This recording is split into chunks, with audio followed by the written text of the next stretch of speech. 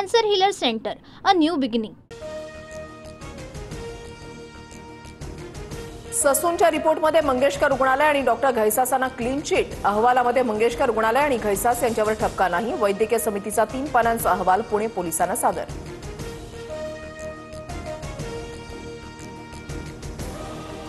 बापावरून शिंदे आणि ठाकरेंमध्ये पेटलं। जे बापाचे झाले नाही ते जनतेचे काय होणार। आम्ही तुमचा बाप चोरला नाही तर हृदयामध्ये ठेवला।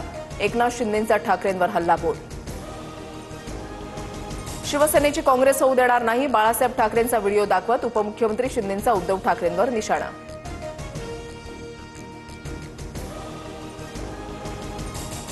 राज्यात आता पहिलीपासून इंग्रजीबरोबर हिंदी ही सक्तीची। राष्ट्रीय शिक्षण धोरणाची राज्यात यंदापासूनच टप्प्याटप्प्याने अंमलबजावणी।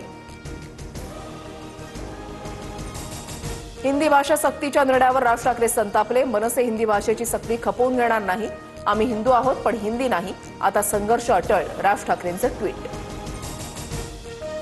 राज ठाकरेंनी अभ्यासपूर्ण बोलावा। राष्ट्रीय शिक्षा धोरणाची कॉपी पाठवू, त्यांनी अभ्यास करावा। आशिष शेलारांचं वक्तव्य। महाराष्ट्रात प्रत्येकाला मराठी आलीच पाहिजे, मात्र मराठीसोबतच राष्ट्रभाषा हिंदीही आली पाहिजे। मुख्यमंत्री फडणवीसांचं वक्तव्य। धनंजय मुंडेंच्या गालावरून वारं गेल्यानं चांगली वाणी बंद पडलीये। मुंडेंच्या हातून समाज कल्याण घडावं, सर्वांनी मिळून प्रार्थना करा। नामदेव शास्त्रींचं विधान। भाजप खासदार मेधा कुलकर्णींनी मशिदीमध्ये घुसून गोंधळ घातल्याचा आरोप। पुण्याच्या मशिदीमधील व्हिडिओ समोर, तर मी कुठेही घुसखोरी केली नाही। मेधा कुलकर्णी यांचं स्पष्टीकरण। अकोल्यामध्ये पालिकेतील पाणी पुरवठा कार्यालयामध्ये ठाकरे गटाकडून तोडफोड। मलकापूर भागामध्ये 10 दिवसाआड पाणी पुरवठा होत असल्यानं नागरिक संतप्त। सुप्रीम कोर्टाकडून वक्फ सुधारणा कायद्याला 7 दिवसांचा ब्रेक। केंद्र सरकारला 7 दिवसात उत्तर द्यावं लागणार। 5 मे रोजी पुढील सुनावणी। निकाल येईपर्यंत वक्फ बोर्डावर जैसे थे परिस्थिती।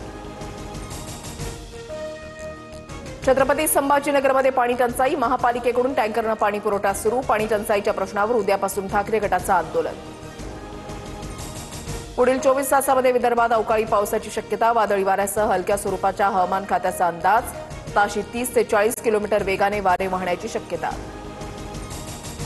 एमपीएससीने राज्यसेवा मुख्य परीक्षा पुढे ढकलली। 26 आणि 27 एप्रिलला होणारी परीक्षा 27, 28, 29 मे रोजी होणार। आयोगाची माहिती।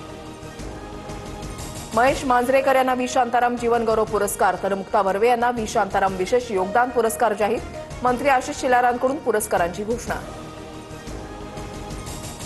सोन्याच्या दरामध्ये 200 रुपयांची वाढ। जीएसटीसह सोन्याचे दर 97,700 रुपयांवर। वाढत्या दरांमुळे सोनं खरेदी सर्वसामान्यांच्या आवाक्याबाहेर। Cancer Healer Center, a new beginning.